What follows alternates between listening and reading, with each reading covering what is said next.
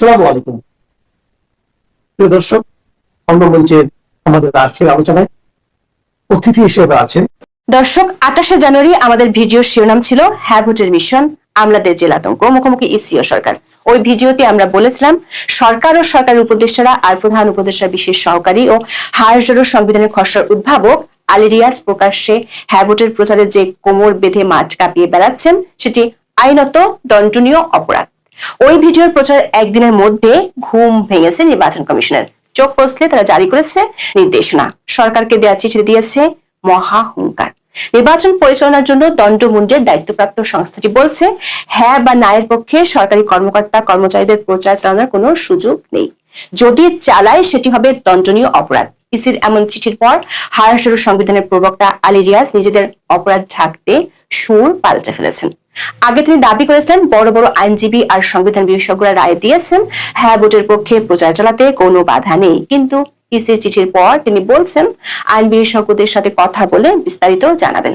অধ্যাপক আলী রিয়াজ যতই নতুন কোনো ব্যাখ্যা খুঁজুক না কেন, সূত্রগুলো বলছে ইতিমধ্যে দণ্ডযোগ্য অপরাধে জড়িয়ে গেছে অধ্যাপক ইউনূস প্রশাসনের সর্বোচ্চ পর্যায়ের অনেক কর্তা ব্যক্তি। প্রশ্ন উঠেছে সরকারের শীর্ষ পর্যায় থেকে শুরু করে মাঠ পর্যায়ে যেসব কর্মকর্তা 1.5 মাস ধরে যে আইন লঙ্ঘন করলেন তার প্রতিকার কিভাবে হবে, সেই সঙ্গে কোটি কোটি টাকা মৎস্যের দায় চাপবে কাদের ঘাড়ে। সূত্রগুলো বলছে সরকারের কর্মকাণ্ডের বৈধতা চ্যালেঞ্জ এবং শাস্তি দাবি করে শিগগিরই রিট দায়ের হতে পারে উচ্চ আদালতে। হ্যাঁ ভোটের প্রচারে সরকার যে 6 মন্ত্রণালয়কে 140 কোটি টাকা বরাদ্দ দিয়েছে তা নিয়ে পড়েছে মহাবিপদে। ইসির চিঠি পাওয়ার পর সরকারের বেশ কয়েকজন উপদেষ্টা যারা এতদিন হ্যাঁ ভোটের প্রচারে আদা জল খেয়ে নেমেছিল তারা এখন এমন অজ্ঞতার জন্য অধ্যাপক রিয়াজকে দায়ী করছেন, খুঁজছেন আইনি জটিলতা থেকে পার পাওয়ার পথ।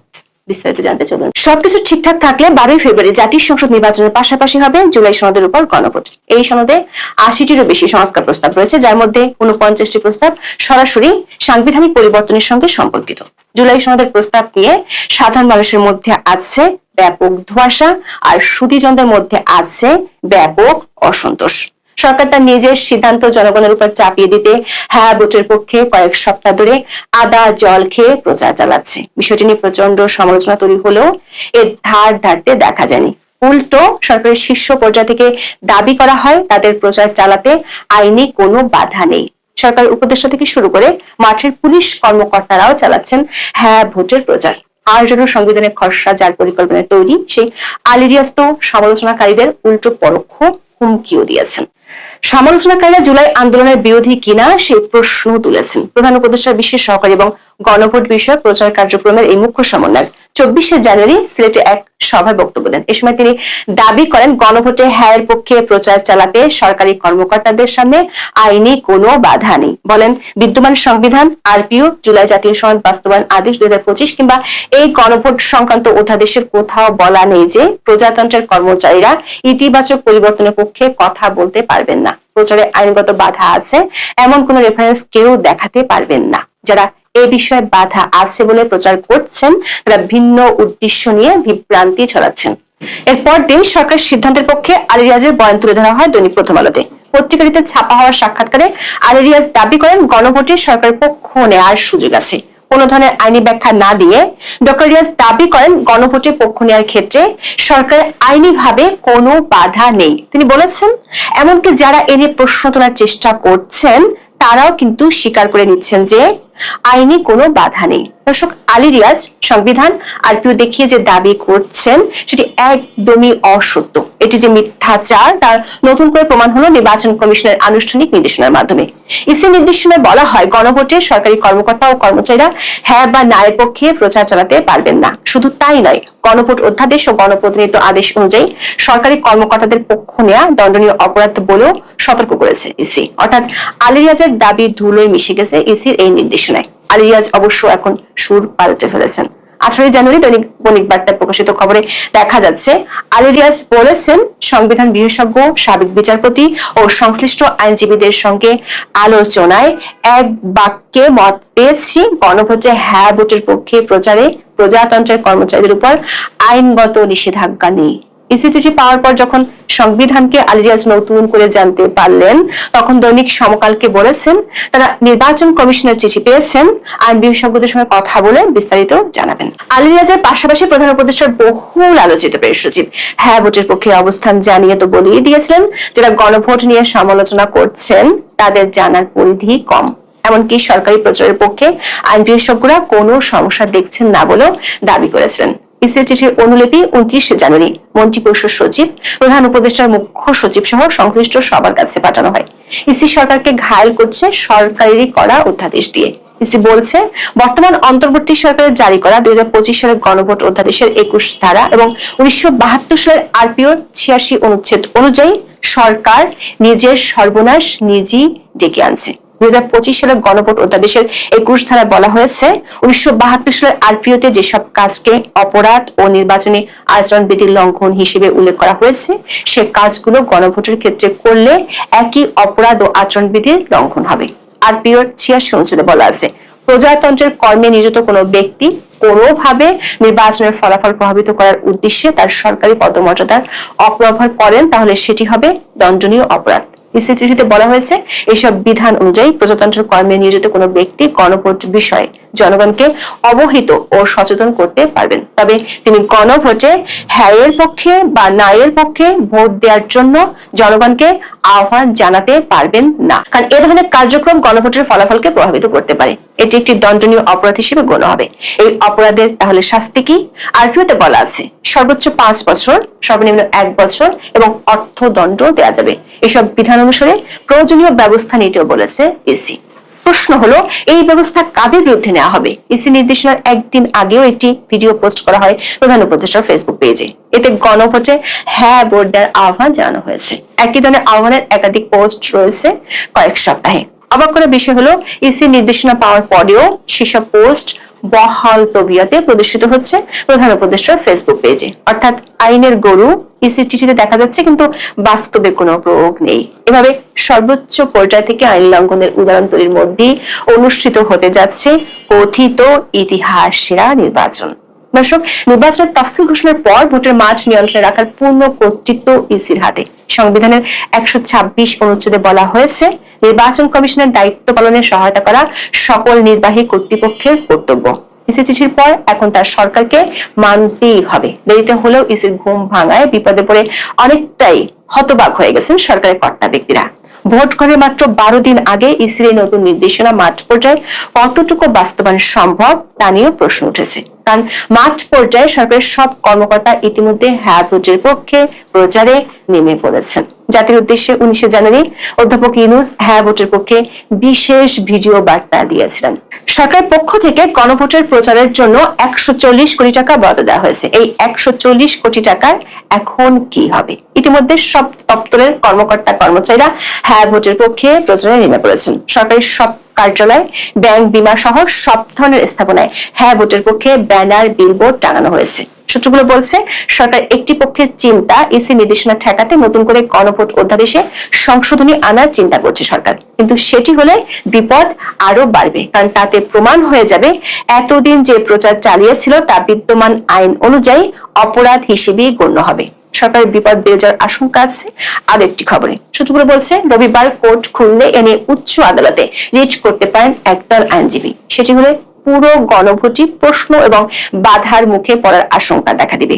ওই আইনজীবীদের ধারণা ইসি নির্দেশনার পরও গায়ের জোরে চলা এই সরকারের আচরণে কোনো পরিবর্তন আসবে না বলে তাদের ধারণা। সেক্ষেত্রে ইসির পক্ষে তেমন কোনো ব্যবস্থা নেওয়া সম্ভব হবে না।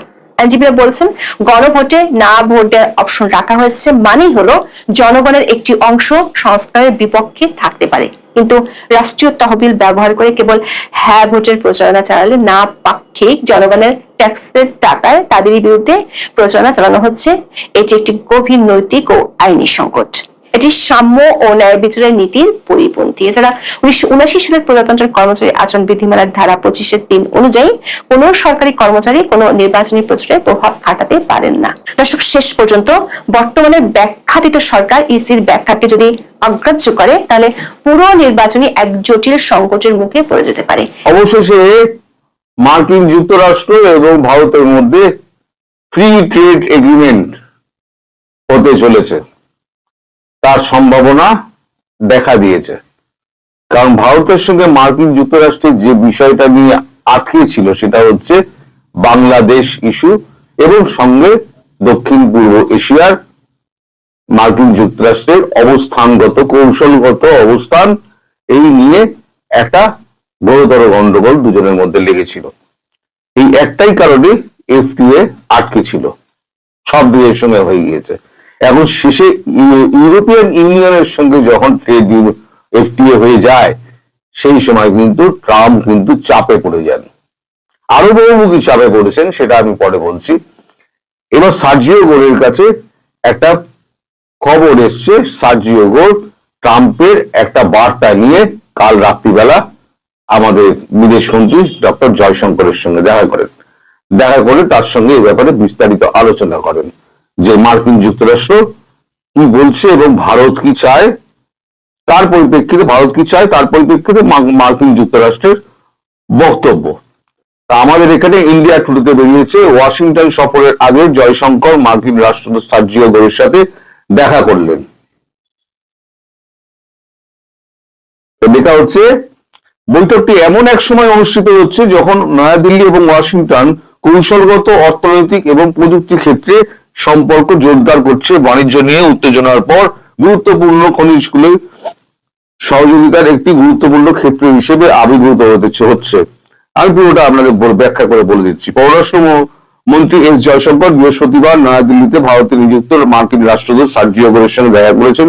প্রতিরক্ষা, বাণিজ্য, গুরুত্বপূর্ণ খনিজ সম্পদের উপরে বিস্তৃত আলোচনা করেছেন, কারণ উভয় পক্ষই আগামী সপ্তাহে জয়শঙ্করের মার্কিন যুক্তরাষ্ট্র সফরের আগে ভারত মার্কিন অংশীদারিত্বের গতি বাড়ানোর লক্ষ্যে কাজ করছে। এই গতিটা বাড়বে কি করে সেটাই আমি বলছি।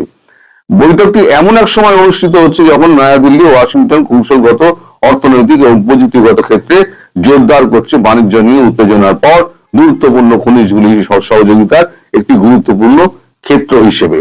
এই একই খবর করেছে CNBC 18। তারা লিখছে, Jaishankar discusses many dimension of India US ties with গোর অ্যাহেড অফ ওয়াশিংটন ভিজিট। এটা বলেছে আপনার CNBC TV9। এখন এই বিষয়টা কি, এই যে বলা হচ্ছে যে কৌশলগত, অর্থনৈতিক এবং প্রযুক্তিগত ক্ষেত্রে জোরদার করছে। বাণিজ্য নিয়ে উত্তেজনার পর গুরুত্বপূর্ণ খনিজগুলির সহযোগিতার একটি গুরুত্বপূর্ণ ক্ষেত্র হিসেবে আবির্ভূত হচ্ছে।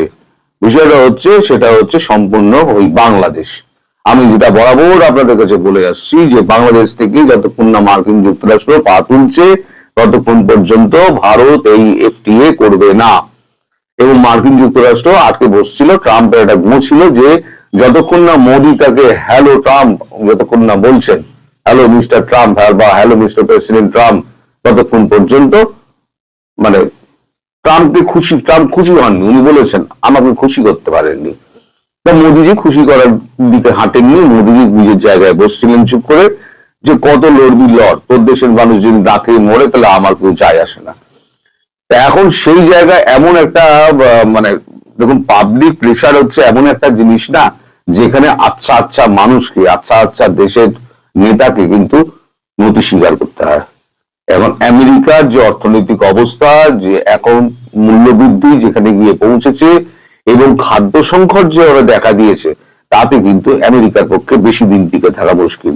তার উপর ইউরোপিয়ান ইউনিয়ন যখন এফটিএ করে বেরিয়ে গেল, তখন কিন্তু আমেরিকার উপর চাপটা আরো বাড়লো, ট্রাম্প আরো গাড্ডায় পড়লেন। একে তো ভেনেজুয়েলার ওই প্রেসিডেন্টের ওই তুলে নিয়ে এসে তারপরে উনি ইরানের উপরে চাপ বাড়িয়েছেন। এবং ইরানের খবর তো আপনারা সবাই জানেন, আমি যদিও করিনি, পরে একদিন করবো ইরানের খবর, কারণ ইরান একটা মোটামুটি জায়গায় পৌঁছাক তখন খবরটা করব। এখন যেটা বলা হচ্ছে সেটা হচ্ছে যে একটা লিখিত চুক্তি করতে হবে, যেটা ওয়াশিংটনকে বলা হয়েছে থ্রু সার্জিও গোর, যে ভারত যেটা বলেছে সেটা লিখিত চুক্তি করতে হবে। সেটা কি নিয়ে? গণতন্ত্র, আইনের শাসন, মানবাধিকার সহ সকল প্রকার সন্ত্রাসবাদ নিয়ন্ত্রণে দিল্লি, ওয়াশিংটন অঙ্গীকারবদ্ধ এই মর্মে চুক্তি সম্পাদিত করতে হবে। সঙ্গে দক্ষিণ পূর্ব এশিয়া কৌশলগতভাবে এই চুক্তির মধ্যে থাকবে। অর্থাৎ দক্ষিণ পূর্ব এশিয়া এবং বাংলাদেশ সহ সমস্ত ক্ষেত্রে মার্কিন যুক্তরাষ্ট্র এখনো আর নাক গলাবে না, এবং কি কি বিষয়ে সেটা হবে, সেটা গণতন্ত্র, আইনের শাসন, মানবাধিকার সহ সন্ত্রাসবাদ নিয়ন্ত্রণে দিল্লি ওয়াশিংটন অঙ্গীকারবদ্ধ, এই মর্মে চুক্তিটা হবে। দুজনের ক্ষেত্রে একটা কমন ইন্টারেস্ট কাজ না করলে এই ট্রেড ডিল হওয়া সম্ভব নয়, আর ইন্দো প্যাসিফিক নীতিতে একসঙ্গে কাজ করা সম্ভব না। এই যে এগ্রিমেন্টটা হবে, এই এগ্রিমেন্টটা হবে 10 বছরের জন্য। এটা 2026-2036 পর্যন্ত এগ্রিমেন্টটা হবে। একটা জয়েন্ট টাস্কফোর্স একটা গঠন করা হয়েছিল, কবে হয়েছিল আমি জানি না, মনে নেই আর কি। এই জয়েন্ট টাস্কফোর্সকে সুপারিশ এবং সিদ্ধান্ত অনুযায়ী 2036 পর্যন্ত এটা বহাল রাখতে হবে। এই যে এগ্রিমেন্টটা হবে সেটা জয়েন্ট টাস্কফোর্সের যে সুপারিশ এবং সিদ্ধান্ত ছিল, সেই সিদ্ধান্তগুলো অনুসরণ করে এই এগ্রিমেন্টটা করতে হবে, যেটা 2036 পর্যন্ত বহাল থাকবে। এবং আরো চাপটা বাড়ছে এই কারণে যে ভারত তলায় তলায় 50 বিলিয়ন ইউএস ট্রেজারি বন্ড বিক্রি করে দিয়েছে। একই তো মার্কিন যুক্তরাষ্ট্রের ধার বাড়ছে, এখন বোধহয় $38 ট্রিলিয়ন হয়ে গিয়েছে। তারপরে যদি ভারতের কাছে $400 বিলিয়ন ট্রেজারি বন্ড আছে। ট্রেজারি বন্ড কি, আগে একটা সুরক্ষিত জায়গা ছিল যে আমি ট্রেজারি বন্ড ইস্যু যখন করে আমেরিকা, তখন আমি ডলার দিয়ে ট্রেজারি বন্ড কিনে রেখে দিলাম, যে ওই টাকাটা আমার সুরক্ষিত, তাও ব্যাংকে রাখার মতো মার্কিন যুক্তরাষ্ট্রের কাছে রইল। এখন যখন এই ওয়েপনাইজেশন মানে অস্ত্র হিসেবে যখন এই ডলারকে ব্যবহার করা হচ্ছে এবং ট্যারিফকে যখন অস্ত্র হিসেবে ব্যবহার করা হচ্ছে, তখন বিশ্বের কাছে মার্কিন যুক্তরাষ্ট্র তার কিন্তু মানে এটা কি বলে যে ওটা কি বলবো যে সুরক্ষা, আত্মবিশ্বাস, যেটা গ্যারান্টি, টাকা রাখার গ্যারান্টি, যেমন রাশিয়ার $360 বিলিয়ন ব্লক করে দিল। তো বিভিন্ন দেশ ভাবছে যে আমাদের যে সমস্ত এই যে ট্রেজারি বন্ড গুলো রয়েছে, এই ট্রেজারি বন্ড গুলো যদি আমাদের যে কোনো দিন আটকে দেয়, তাহলে পরে তো আমাদের টাকাটা যাবে। ফলে এই ট্রেজারি বন্ড গুলোকে ধীরে ধীরে ছাড়ো। যেমন চায়না অলরেডি 150 বিলিয়ন চায়না ছেড়ে দিয়েছে, ভারত 50 বিলিয়ন ছেড়েছে, এবং বাকি 350 বিলিয়ন এখনো হাতে রেখে দিয়েছে। এটাও একটা বড় চাপ যে এইভাবে যদি ট্রেজারি বন্ড যদি বিক্রি করে দেওয়া হয়, তাহলে ওই টাকাটা তো মার্কিন যুক্তরাষ্ট্রকে ফেরত দিতে হবে। ভারত কি করছে, ওই $50 বিলিয়ন যেটা ফেরত পেলো সেটা দিয়ে ভারত সোনা কিনে নিল। এই যে সোনার বাজারে এত যে চড়ার দাম দেখছেন না, সেটা হচ্ছে সব ওই ট্রেজারি বন্ড বিক্রি করার টাকা। যত ট্রেজারি বন্ড বিক্রি হচ্ছে সব গিয়ে সোনার উপরে গিয়ে পড়ছে। সোনা সমস্ত দেশগুলো কিনছে, কিনে তার ভাড়ারে স্টক করছে, তার জন্য সোনার দর এই চরচর করে বাড়ছে, এবং এটা অব্যাহত থাকবে। সোনার দর কিন্তু নামার কোন রকম মানে স্কোপই নেই, নামবে না সোনার দর। যত দিন যাবে এটা 10 লাখ টাকায় পৌঁছে যাবে 10 গ্রাম, এটুকু জেনে রাখবেন। আরো 2-4 বছর হয়তো অপেক্ষা করতে হবে। যত ট্রেজারি বন্ড জমা পড়বে, তত ইউএস ট্রেজারি বন্ড জমা পড়বে, তত দেখবেন সোনার দর তত বাড়তে আরম্ভ করে দিয়েছে। কারণ সোনাই একমাত্র নিরাপদ স্থল বলে সব দেশ মনে করছে ইনভেস্ট সোনাতে করো।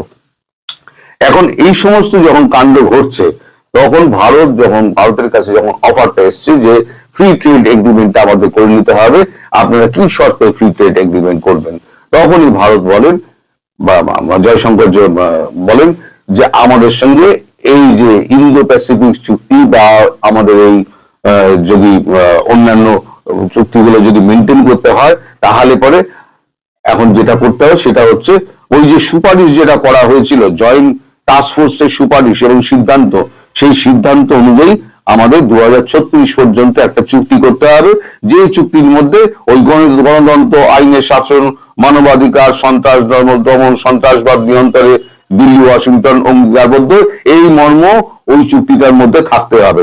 সেটা যদি হয়, তাহলে পরে ভারতবর্ষ এফটিএ করতে রাজি আছে।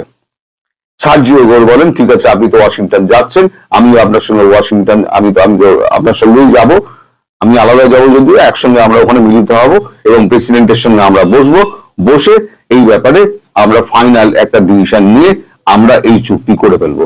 তাহলে পরে কি এফটিএটা হবে? তখন জয়শঙ্কর জি বলেছেন নিশ্চিত ভাবে হবে। তাহলে পরে ভারত এবং মার্কিন যুক্তরাষ্ট্রের মধ্যে ফ্রি ট্রেড এগ্রিমেন্ট যেটা হওয়ার সেটা হবে, কিন্তু তার আগে যে গ্যারান্টি দিতে হবে সেটা হচ্ছে ইউনুসকে আগে ওখান থেকে উৎখাত করতে হবে।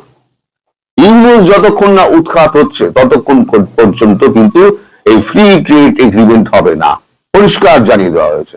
এবং সার্জিও গোর বলেছে মার্কিন যুক্তরাষ্ট্রের পক্ষ থেকে সমস্ত রকম পদক্ষেপ নেওয়া হবে যাতে বাংলাদেশে ইউনুস সরকার এবং ইউনুস যাতে ক্ষমতায় না থাকতে পারে, বাকিটুকু আপনারা যেভাবে বলবেন সেভাবে হবে। আপাতত এই খবর যেটা পাওয়া যাচ্ছে তাতে বোঝা যাচ্ছে ইউনুস সরকারের দিন ঘনিয়ে আসছে। ইউনুস সরকার সহ